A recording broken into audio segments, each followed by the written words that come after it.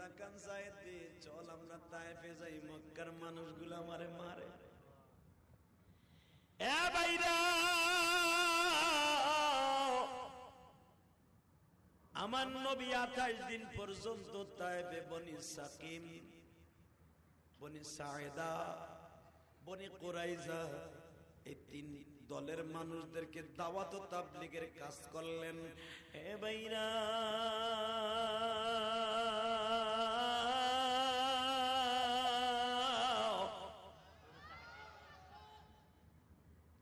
আঠাশ দিনের মধ্যে একটা দুরাচার বেঈমান কালেমা বলল না গো বাবা। আশিকের রাসূল কয়জন আছে দেখা যাবে, ওই দেওয়ান বাগির মতো আশিকের রাসূল।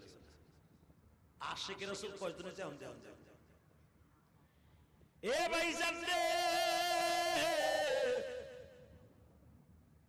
দাওয়াত ও তাবলীগের কাজ নবী করলেন, একটা বেঈমান কালেমা পড়ল না, বরঞ্চ তাদের নেতাগুলা নবীর পিছনে লাগাই দিছে বড় বড় পাথর দিয়ে, হকি স্টিক দিয়ে, বড় বড় ডাল সরকি দিয়ে। নবী মুহাম্মদ রে যে যত মারবি তে তত আমাদের কাছে পুরস্কার পাবি।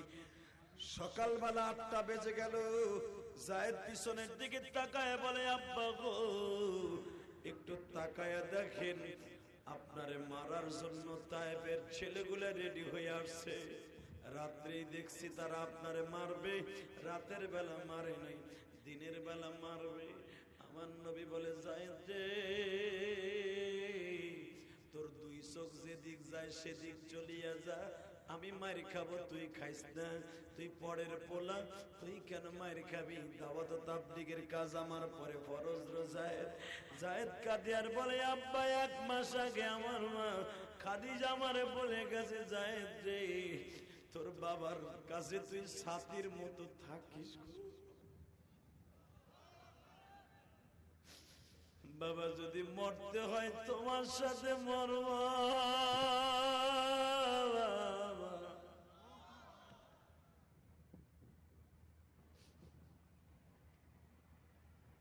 বাজানের দিকে তাকান, একটা যুবক আসিয়া নবীরে জিজ্ঞেস করলো, তোমার নাম কি মুহাম্মদ?